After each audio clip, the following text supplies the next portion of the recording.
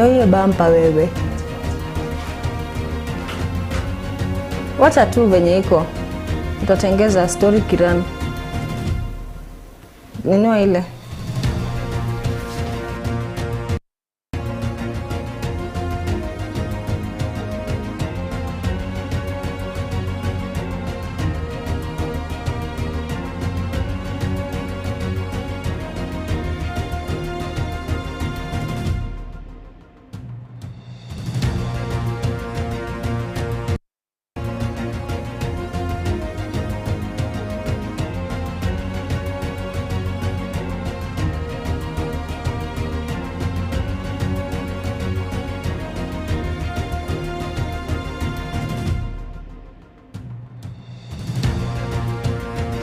Naam, Sadakta mtazamaji, hujambo popote pale ulipo, natumai kwamba buheri wa afya. Shukrani za dhati kwa kutenga muda wako jioni hii ya leo na kuungana nasi ndani ya taarifa zetu za Kirk Machweo. Mimi ni Faith Kaulu, tuambatane kuanzia sasa hivi hadi tamati. Waziri mteule katika Wizara ya Uchukuzi na Kazi za Umma Kipchumba Murkomen amesema kwamba atapania kutumia teknolojia ili kurejesha ustaarabu barabarani. Murkomen aidha amefichua kuwa na ndoto ya kujenga uwanja mdogo wa ndege katika kila kaunti nchini, huku akitilia doa jinsi serikali inavyojihusisha na shirika la ndege la KQ linaloandikisha hasara kila mwaka. Vincent Kerosi anatupakulia jinsi mambo ilivyokuwa alipopigwa msasa Kipchumba Murkomen naye Soipan Tuya. Akizungumzia sheria za trafiki maarufu kama sheria za michuki ambazo zimetumika barabarani katika muda wa zaidi ya miaka 15 iliyopita, waziri mteule wa Wizara ya Uchukuzi Kipchumba Murkomen sasa amesema kwamba nazo mbinu bora zaidi iwapo atapasishwa na bunge. What we are going to do, and this is not something we are imagining, it's already being worked by Kura, and NTSA is also working. We will bring them together. We will make sure that this technology is put across all the roads, our urban roads to start with, and the highways. Then, Mr. Speaker, we will remove police from the road. It will be the smart technology we are using. The e-police will work, record all these offenses, and instant fines are levied. Murkomen amesema kwamba sheria za michuki zimepitwa na wakati. Teknolojia itasaidia kuilainisha sekta hiyo, huku hela zitakazopatikana kutumia teknolojia hiyo zikitumika kuimarisha uchukuzi kote nchini badala ya kuingia mikononi mwa watu binafsi. Agencies. If we do that, we are likely actually per year to raise not less than 50 billion in Nairobi alone from offenses. Of course, people will now behave as you progress.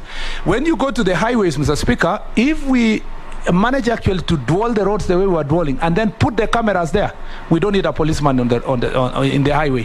You just records the offenses and you take responsibility. Your fines come to you. Your insurance will be expensive if you become a serial offender, like it does in all over the world. That is how we are going to reduce, Mr. Speaker, road carnage. Akizungumza alipopigwa msasa na kamati ya bunge kuhusu uteuzi, aidha Murkomen amezitilia doa sekta mbili za uchukuzi, ile ya reli ya SGR na kampuni ya ndege nchini Kenya Airways, akisema kwamba mlipa ushuru amebebeshwa mzigo mzito kuyalipa madeni yao, akidakia kuwa wakati umefika wa kuziangazia upya. Intentionally, we didn't want to cross 50% because we didn't want it to be a public company. We still want it to be run as a private company. I think what we need to do with the KQ is to ensure that perhaps create subsidiaries. Maybe a budget airline, like the one we already have, Jumbo Jet, to continue doing what it needs to do.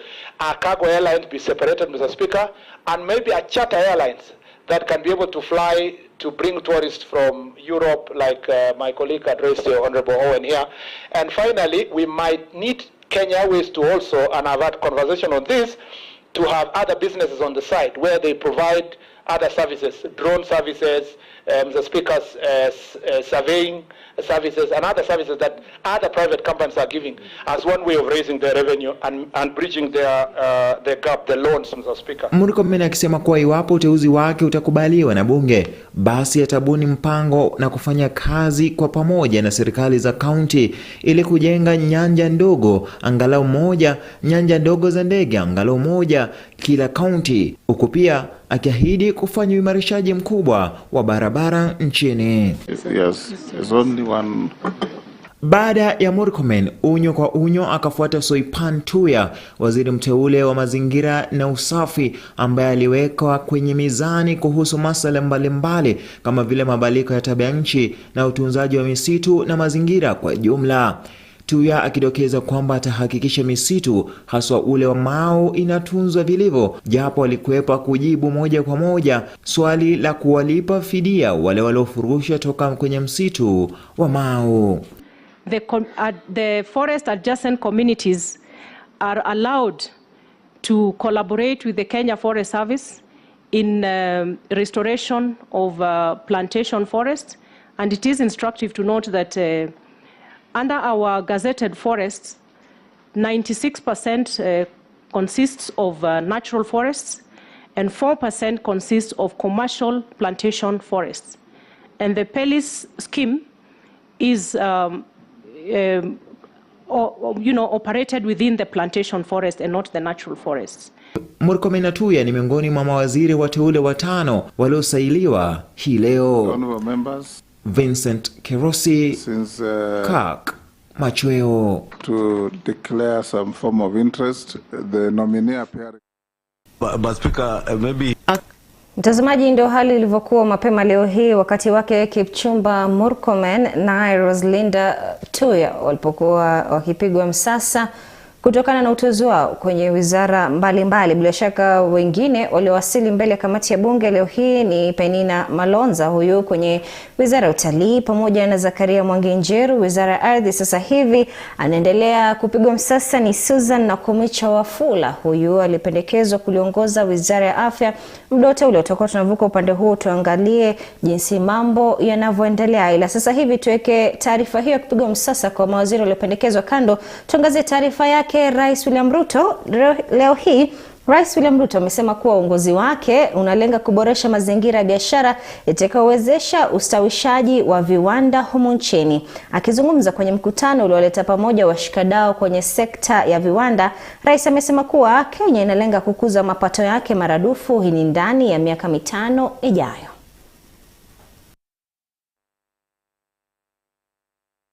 Akizungumza leo hii kwenye mkutano uliowaleta pamoja washikadau kwenye sekta ya viwanda jijini Nairobi, Rais William Ruto ameshikilia msimamo kuwa uongozi wake unalenga kuboresha sekta ya biashara nchini, lengo kuu likiwa kuimarisha sekta ya viwanda kwa kusuluhisha changamoto zinazoikumba sekta hiyo.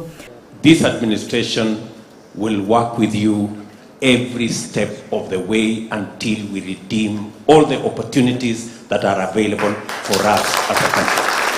Mojawapo ya masuala aliyozungumzia kwa undani ni uzalishaji wa chai nchini unaouzwa nje. It is not going to be possible and practical for us to continue to export our tea unprocessed. 95% of it, we are getting 120 billion now. We can get 300-400 billion shillings by merely adding value. Rais akisisitiza kuwa wizara husika italenga kuongeza thamani ya chai inayouzwa nje ili kuona kuwa taifa la Kenya limefaidi vilivyo kutokana na biashara hiyo. Farmers are already working too hard to produce the tea. Who is failing our farmers? Our manufacturers. You guys. You're failing our farmers. Our farmers are producing all the tea. The third largest producer in the world. On half an acre, on 1 acre, on 2 acres. What we are doing, we are failing them because we are not adding value to what they are producing. We are continuing to sell our tea in the auction. We are getting peanuts for it, and many other people who do not have a single bush, of tea are making more money than us. Akizungumzia mchango wa sekta ya viwanda kwa pato la kitaifa, Rais William Ruto amesema kuwa sekta hiyo itaingiza fedha zaidi iwapo wenye viwanda watalipa ushuru kama inavyohitajika. Part of our revenue gets lost because the stamps that you use on your manufactured goods, we have more fake stamps than genuine stamps. How is that possible? You know, we have to sort that out because we are losing revenue. Part of why our contribution of manufacturing to GDP in terms of revenue is low is because very many people pocket our money. Aidha, rais amewashauri washikadau kwenye sekta ya viwanda kuzingatia mikakati itakayowekwa ili kukuza sekta ya viwanda nchini, kumuinua mkulima wa kawaida na kuimarisha uchumi wa nchi kwa kukuza pato la kitaifa. I will work with you and I will make sure that whatever opportunities that can be actualized, working together with you, we actualize those opportunities and move our manufacturing to 20% of our GDP in the next couple of years, 8 years, if not less. Mtazamaji, hayo kando sasa, waziri mteule kwenye wizara ya utalii na wanyamapori Penina Malonza huyu amepata wakati mgumu kutetea uteuzi wake na Rais William Ruto kwenye wizara hiyo. Katika msasa na kamati ya bunge kuhusu uteuzi, Penina Malonza ametakiwa kueleza jinsi atafufua sekta ya utalii, hifadhi ya wanyamapori pamoja na kutatua masaibu ambayo yamekumba wizara ya utalii. Na kama anavyotuarifu Chris Sambo, kando na Malonza, wabunge pia wamemsaili waziri mteule wizara ya ardhi Zakaria Njeru ambaye amekumbwa na maswali kuu ya kutatua utata wa ardhi. Siku ya tatu kuwahoji mawaziri wateule haijakuwa tofauti na kama jinsi hali imekuwa. Leo zamu ya waziri mteule katika wizara ya utalii na wanyamapori Penina Malonza ikibisha hodi. Malonza akijiwasilisha mbele ya kamati ya bunge kutetea uteuzi wake kwenye wizara hiyo. The fact that you could formally be declared a running mate of an opponent of the governor you are serving while still serving in the office speaks volumes about your loyalty and consistency and principles. And again, the fact that you could threaten to walk naked in the streets as a deputy governor really raises serious issues. Malonza kwanza kitangaza utajiri wake, na hapo ndipo msasa dhidi yake ukaanza kubaini ikiwa ana uwezo wa kuendesha wizara hiyo. Mr. Speaker, kindly look at number 25, statement of net worth. It is 300 million. That is 300 trillion, Mr. Speaker. That is the communication I'm talking about. And my specific question on that issue of donations of 10 million shillings, do you intend now as a public officer, the services if you are approved, that they would never have access to continue to before. receiving this kind But of we have some donations small from your issues. very rich friends? For example, I'm told a county that has not installed their equipment. It's true that you're right. The 10 donation was donated to my friends and family during the campaigns, and that's why I wrote it there. Wabunge wakimweka kwenye mizani Malonza kuhusu hali ya utalii nchini na mikakati ambayo atazingatia katika kufufua sekta hiyo. One of the weakest link in the tourism is marketing and branding. This country misses out on a lot of trade fairs. It misses out on a lot of marketing opportunities abroad.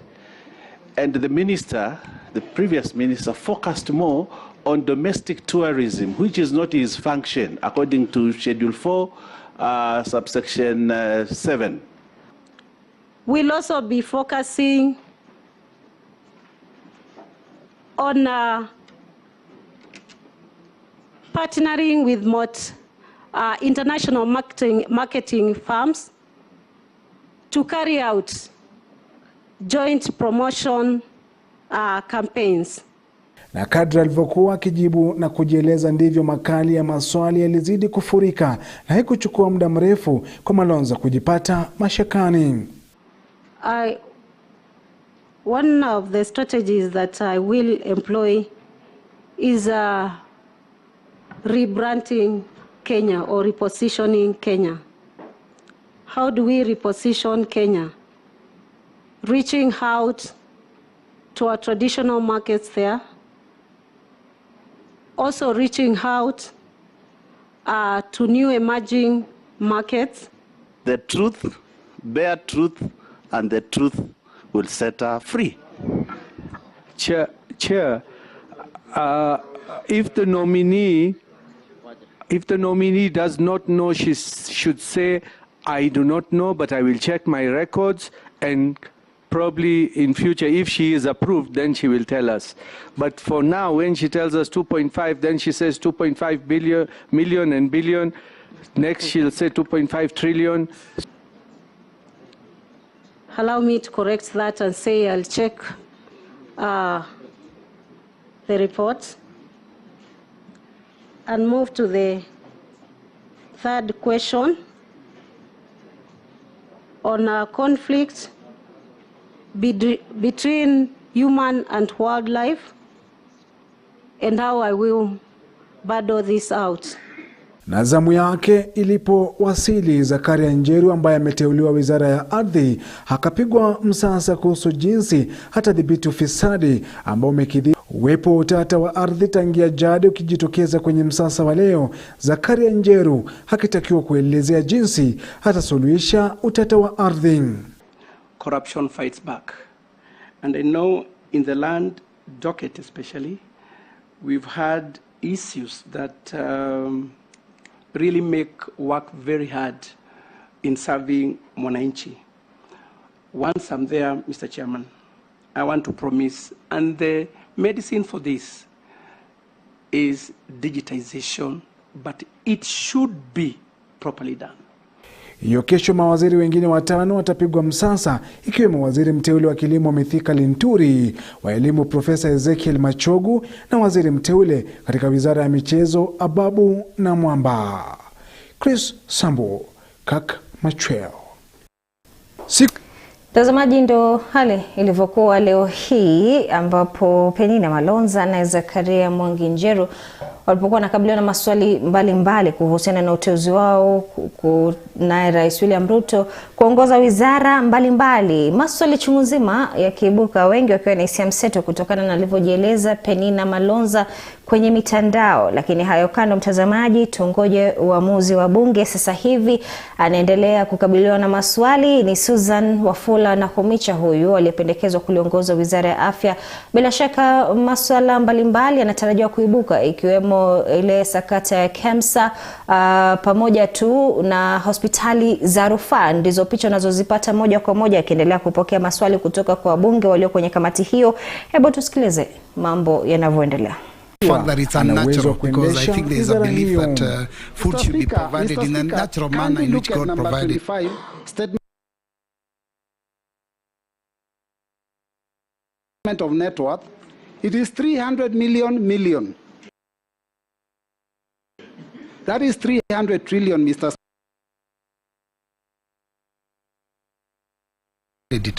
Now, in the recent past, I think the cabinet passed that we can introduce GMO foods. Are you comfortable with that position as the nominee for health, considering that there is no research that has cleared this situation? Thank you, Chair.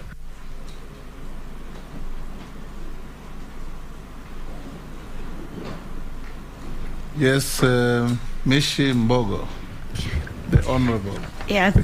Thank you, Honorable Speaker. To the nominee, you sound very conversant on this area of health, but my question will just be not to be compromised, but the many cartels in the MOH, NHIF, and other hospitals. That's just a comment on a light note. My question is on mental health. Currently, it seems our government has not taken a lot of care in terms of mental health, and they have not even prioritized it. I'm looking for an example in Mombasa County, where the population is over 1 million people, and we only have a very small center at Port Reitz Hospital for mental health. Recently, we have seen so many incidences occurring from our public sector, be it the military. We have seen some soldiers killing their families, committing suicide. We have seen in our university, in our schools, and yet nothing has been done to ensure that we have access to mental health. This is high time that we need to take adequate steps, and we want to hear from you. What are your plans in terms of mental health? My other issue is on counterfeit drugs. Counterfeit drugs, how are you going to prevent them coming to our country? Thank you. Thank you. Daud? Thank you. Everybody is interested in asking, so I encourage us to have one question each. Thank you, Chair, Speaker. Congratulations, Dr. Susan. And you've said, you've talked about your degree in pharmacy, and the board has not approved it. Because you're in the department now, I think you should make it easier for everybody else. you will be, hopefully, if we pass you. I'm sponsoring 2 bills in Parliament regarding, one is the cancer bill and another one is the health amendment bill, where it says before you take anybody out of the country for medical treatment, you have to go through a panel so that we see if that person can be treated in this country. It would be much easier and cheaper. But if he or she has to go out of the country, then the treatment there should be...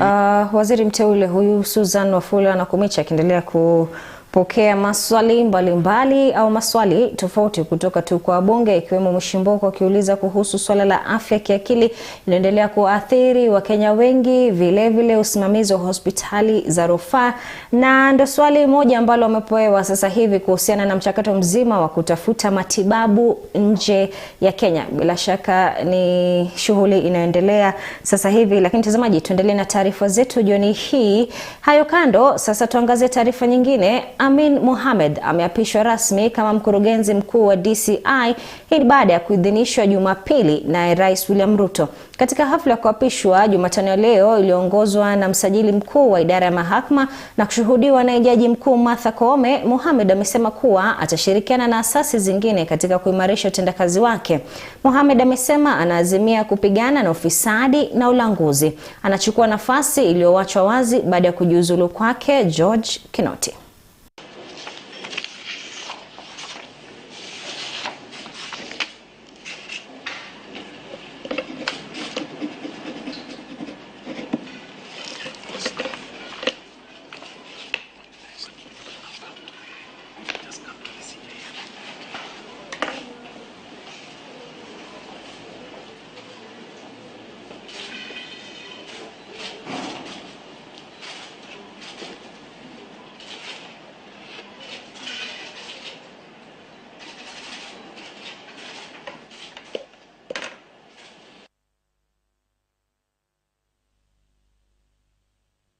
I want to inform the public that there is new sheriff in town and their cases will be heard without any prejudice, and Kenyans will see the fruits of the new transformation within the National Police Service.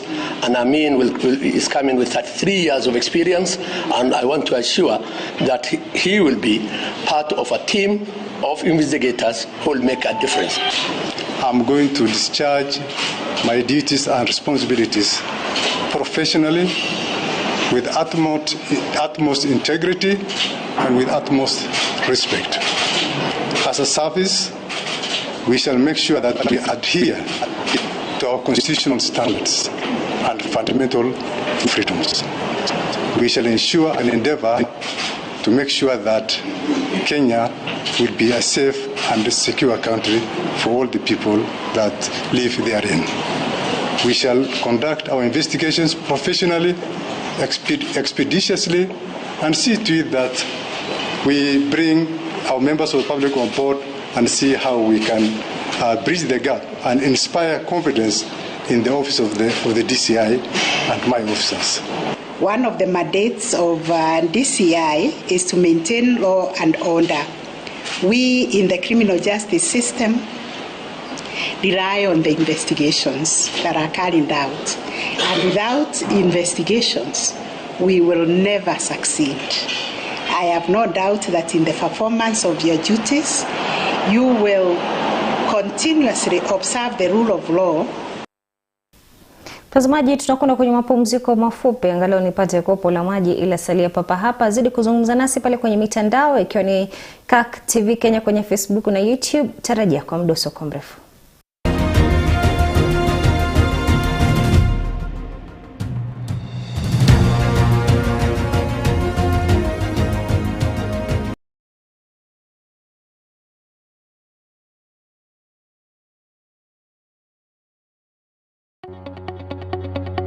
We welcome your feedback on our programming. For questions or comments, kindly get in touch with us via email info@kirktv.org, SMS 0111 220044, or call us on 0794 588 054.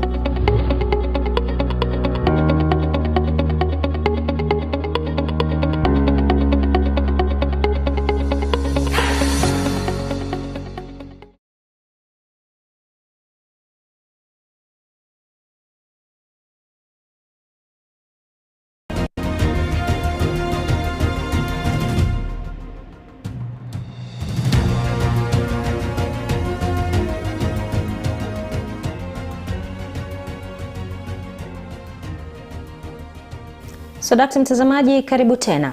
Sasa mwanasheria mkuu mteule Justin Muturi ametembelea afisi za nyadhifa hiyo kwenye jumba la sheria adhuhuri ya leo ili kujifahamisha na afisi hiyo. Kwenye ziara yake, Muturi amekutana na wafanyikazi afisini humo ambapo alifanya mazungumzo nao kuhusu changamoto mbalimbali wanazokumbana nazo na kujadili jinsi ya kuimarisha utoaji huduma kwa afisi hiyo. Iwapo kamati ya bunge itaidhinisha uteuzi wake kwenye baraza la mawaziri, basi Muturi atakuwa mwanasheria mkuu wa 8 humo nchini.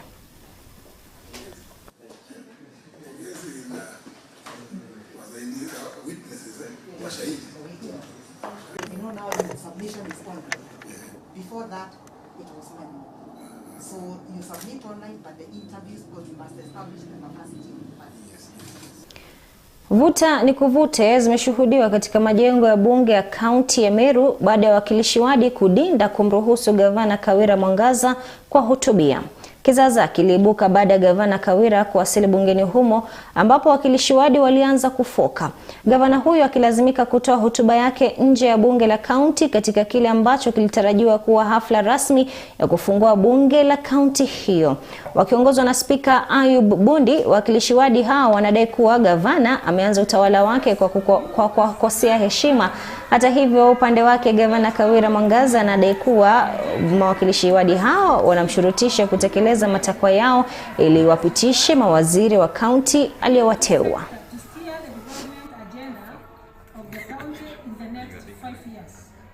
Let us seize this moment and make good our promises and manifestos that we share with our people in the just concluded campaign periods.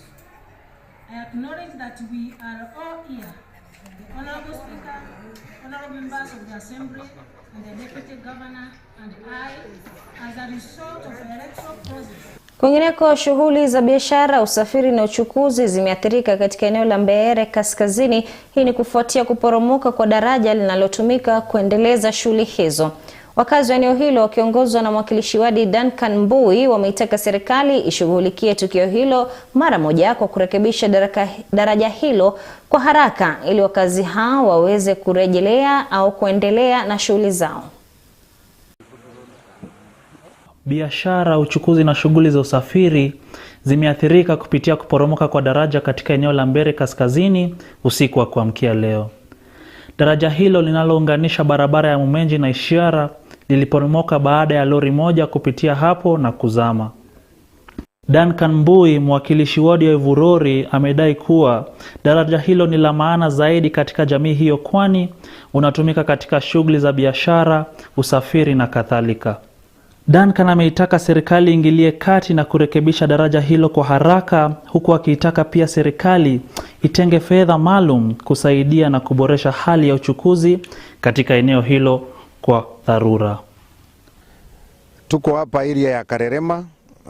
Jana usiku tulipata mkasa mkubwa, manake daraja ambaye inashughulikia watu wangu wa kutoka pande ya Kiang'ombe, pande ya Kiang'ombe location, Mulingare location, Durumole location, Irietune location na pande ya Mutito kule Mumeji Ward na all the way mpaka mahali kunaitwa Kiambere na Ngire, Kiambere Dam, ya watu wanatumia hiyo daraja. Kwa hivyo jana usiku roli iliweza kuingia na kwa bahati mbaya ikasama pamoja na ile daraja, na ilikuwa ni mkasa kubwa, manake hii daraja imekuwa imetusaidia sana na ndio imekuwa tegemeo la wananchi katika hali ya usafiri.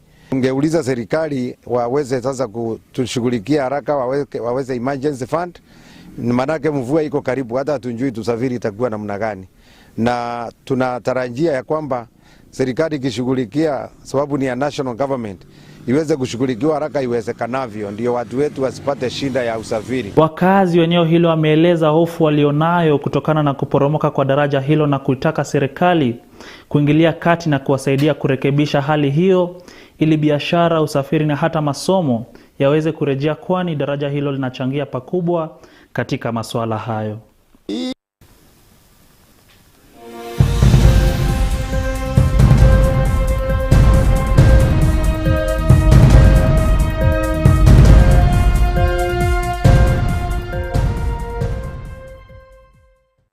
Mtazamaji, tuangazie kunani kwenye ulingo wa spoti. Sasa Crystal Palace waliwapiku Wolves mabao 2-1 na kupata alama 3 katika ligi ya Uingereza.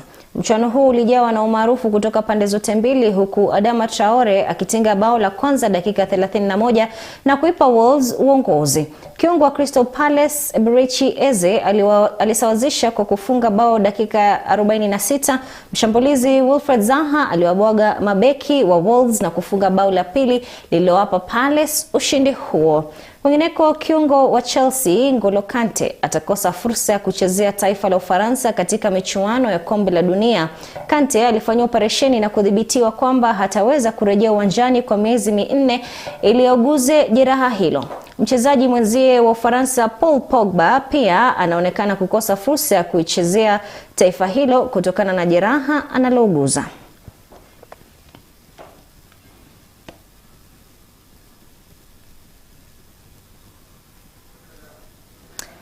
Na mtazamaji, ndio hayo tu tuliokuwa nayo jioni hii ya leo ndani ya taarifa zetu za Kirk Machweo. Nasema asante kwa kuambatana nasi tangia mwanzo hadi sasa hivi. Mimi ni Faith Kaulu, kwa niaba ya wote waliofanikisha taarifa hizi tunakutakia usiku mwanana. Kwa heri.